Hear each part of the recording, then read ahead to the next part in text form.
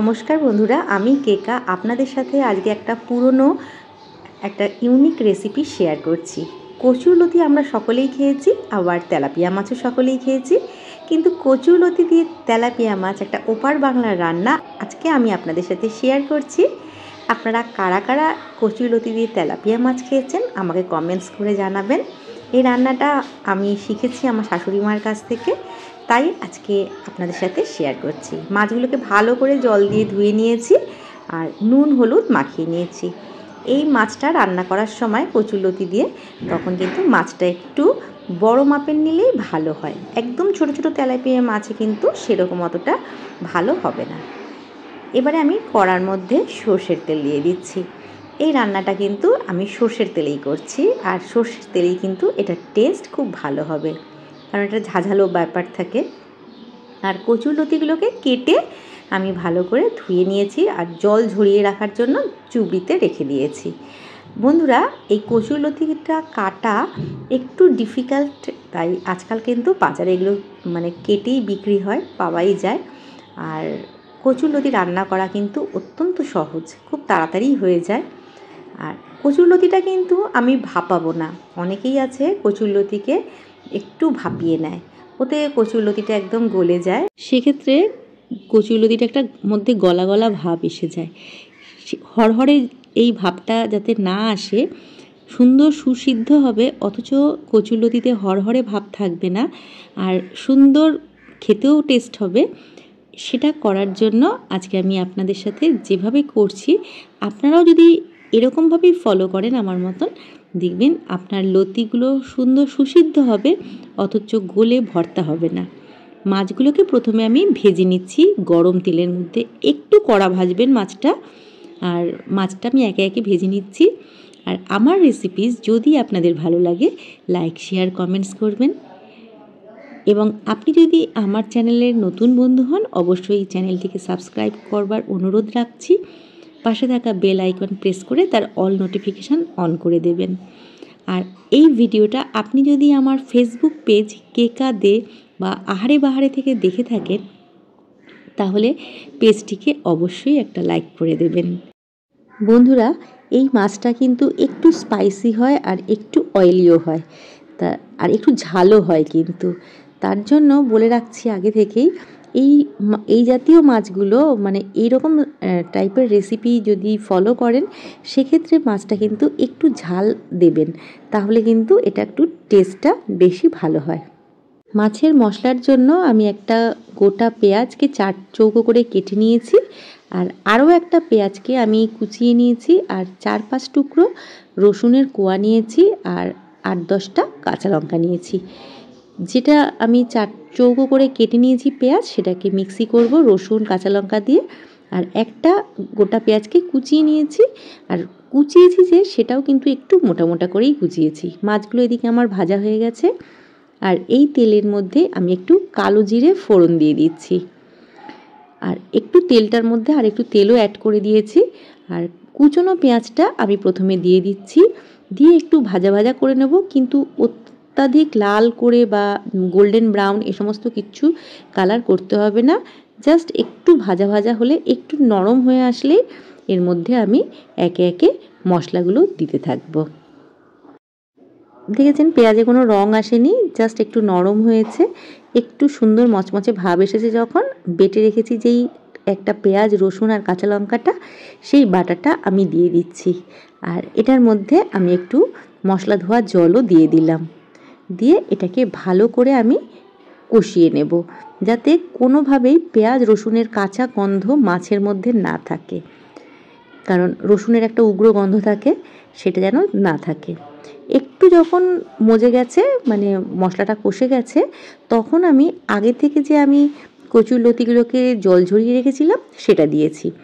সেটা দিয়ে আমি ভালো করে এটাতে নাড়াচাড়া করে নিচ্ছি, আর একটু এপিট ওপিট করে বেশ ভালো করে যখন নাড়িয়ে নিয়েছি, তখনই কিন্তু আস্তে আস্তে একটু নরম যখন হতে এসেছে, এই পর্যায়ে আমি একে একে এর মধ্যে দিয়ে দিচ্ছি প্রথমেই নুনে একটু আরও মজে যাবে কচুরলতিগুলো, দিয়ে দিচ্ছি হলুদ এখানে আমি 3 চামচ দিয়েছি, একটু সুন্দর রং আসার জন্য দিয়েছি। আর এখানে দিয়েছি শুকনো লঙ্কার গুঁড়ো 2 চামচ, আর দিয়ে দিচ্ছি কাশ্মীরি রেড চিলি পাউডার 1 চামচ, কারণ এটা অলরেডি লাল রং হবেই। আর দিয়ে দিচ্ছি সামান্য চিনি, এতেও কিন্তু একটু রং হবে, কিন্তু এতে মিষ্টি হবে না, এটা ভয় পাওয়ার কোনো কারণ নেই। এবার এটাকে দিয়ে ভালো করে আমি এটা মিশিয়ে নিচ্ছি। এটা যেই মেশাচ্ছি তখনই একটু জল জল ভাব যখনই বেরিয়ে আসছে, এই জলেই কিন্তু আপনার কচুর লতিগুলো আস্তে আস্তে সেদ্ধ হয়ে যাবে। আর এটাকে একটু ভালো করে নাড়িয়ে চাড়িয়ে আমি একটা ঢাকা দিয়ে এটাকে রেখে দেব 5 থেকে 7 মিনিটের জন্য। কিন্তু ফ্লেমটা মিডিয়াম আঁচ রাখবেন, ফ্লেমটা অত্যাধিক বাড়িয়েও রাখবেন না আর একদম কমিয়েও রাখবেন না। যদি একদম স্লো করে দেন, মানে সিম আঁচে করে দেন, তাহলে সেক্ষেত্রে কিন্তু লতিগুলো একদম ভর্তা হয়ে যাবে। তার জন্য এটা একটু মিডিয়াম আঁচে রেখে দেবেন, আবার গনগনে আঁচেও দেবেন না, তাহলে আবার পুড়ে যেতে পারে নিচটা। আবার কিছুক্ষণ পর 5 মিনিট পর আমি এটাকে যখন আবার তুলে দিচ্ছি, দেখুন অনেকটা নরম হয়ে সফট হয়ে এসেছে লতিগুলো। আরও এরকমভাবে 2 থেকে 3 বার আমি একটু নাড়াবো, কিছুক্ষণ নাড়িয়ে জলটাকে একটু শুকিয়ে নেব। আবার ঢাকনা দিয়ে ভাপিয়ে নিচ্ছি, মানে ঢাকনা দিলেই তো ভেপারটা জমে গেলে সেই জলেই সেদ্ধ হয়ে যাবে বন্ধুরা, তা সেটাতে আরও সেদ্ধ হয়ে যাবে লতিগুলো। ঢাকা দিয়ে রাখলে সেই ভেপারেই সেদ্ধ হয়ে যাবে। আর দেখুন, এই যে দেখুন জল পড়ছে ঢাকনা থেকে। এরকম করে 2 থেকে 3 বার মানে নাড়াচাড়া করে ঢাকা দিয়ে, আবার নাড়াচাড়া করে ঢাকা দিয়ে রাখলেই লতিগুলো কিন্তু একদম নরম হয়ে যাবে। তার জন্য বলেছি যে লতিগুলোকে ভাপিয়ে নেওয়ার কোনো দরকার নেই। আমার লতিটা অনেকটা ছিল, কিন্তু শুকিয়ে গিয়ে অল্প হয়ে গেছে। যখন একদম শুকিয়ে গেছে, মশলা জল এগুলো যখন শুকিয়ে গেছে, আলতো হাতে ভেজে রাখা মাছগুলো আমি একে একে লতির ওপরে বসিয়ে দিচ্ছি। এই আমি গরম জল করে রেখেছিলাম, আর যে থালাটার মধ্যে মাছগুলো রেখেছিলাম ওর মধ্যে তেল ছিল, সেই তেলটা যাতে এই মাছেই চলে যায় তার জন্য গরম জল থালাটার মধ্যে ঢেলে ধুয়ে নিয়ে এই কড়ার মধ্যে দিয়ে দিয়েছি। আরও একটু প্রয়োজন হলে সামান্য জল আপনি দিতে পারেন। তবে এই সমস্ত রান্না তো বেশি ঝোল খায় না, একটু শুকনো শুকনোই খায়, সামান্য জল থাকলেও চলবে, কিন্তু একদম ঝোল ঝোল তো এটা হবে না, একটু মাখা মাখাই হবে। আর এখানে দিয়ে দেব একটু গরম জল আরও, কারণ মাছগুলো একটু সেদ্ধ হওয়ার ব্যাপার আছে। পরিমাণ মতন জল দিয়ে আমি এটাকে ভালো করে নাড়িয়ে, এখন আর এই পর্যায়ে না ঢাকা দিলেও হবে যদি বেশি জল থাকে। আর যদি অল্প একদম জল দিয়ে একদম শুকনো করতে চান, তাহলে সেক্ষেত্রে আঁচটাকে একদম কমিয়ে ঢাকা দিয়ে রাখবেন, তাহলেই কিন্তু একদম সুন্দর এগুলো সুসিদ্ধ হয়ে তো গেছেই, আর মাছগুলোও সিদ্ধ হয়ে যাবে। আমি এখানে আঁচটাকে বাড়িয়ে রেখেছি, কারণ জলটা একটু বেশি আছে, তাড়াতাড়ি করে আমি এটা জলটা শুকিয়ে নিচ্ছি, আর মাছগুলোও সেদ্ধ হয়ে যাবে, নামিয়ে নেব। এটা তাড়াহুড়োতে একটু আমি করেছি। আপনার হাতে যদি সময় থাকে একদম আঁচটা সিম করে দেবেন, আর সিম করে দিয়ে সামান্য জল দিয়ে ঢাকা দিয়ে রাখবেন, তাতেই দেবেন খুব সুন্দর হয়ে যাবে। আর ওপর দিয়ে দিয়ে দিচ্ছি বেশ কিছুটা ধনেপাতা কুচি। এখানে কিন্তু একটু বেশি ধনেপাতা কুচির ব্যবহার করবেন, ধনেপাতা কুচির গন্ধে এটা কিন্তু খুব সুন্দর একটা স্মেল নিয়ে আসবে। ভালো করে আবার একটু নেড়ে নেড়ে দিচ্ছি, কারণ নিচে জলটা যাতে মানে শুকিয়ে গেলে একদম মাছগুলো ধরে যেতে পারে, লতিটাও ধরে যেতে পারে, তাই একটু হালকা হাতে নেড়ে নেড়ে দিচ্ছি, যাতে এটা সুন্দর মানে জলটা শুকিয়েও যায় আর মাছগুলো পুড়েও না যায়।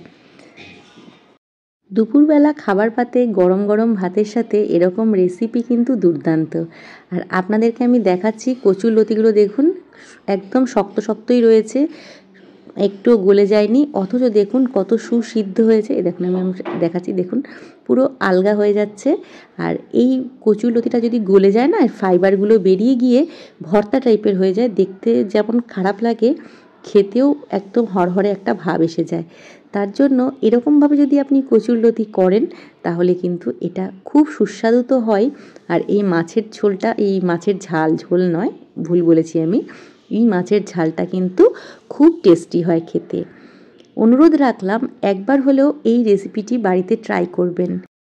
একটু ভিন্ন ধরনের, একটু স্পাইসি, টেস্টি হয় খেতে, একবার হলেও এটা ট্রাই করে বাড়িতে দেখবেন এবং আমাকে কমেন্টস করে জানাবেন কেমন লাগলো আপনাদের কচুরলতি দিয়ে তেলাপিয়া মাছ। আজকের মতন তবে এই পর্যন্তই, আবার দেখা হবে নতুন ভিডিও নতুন রেসিপির সাথে।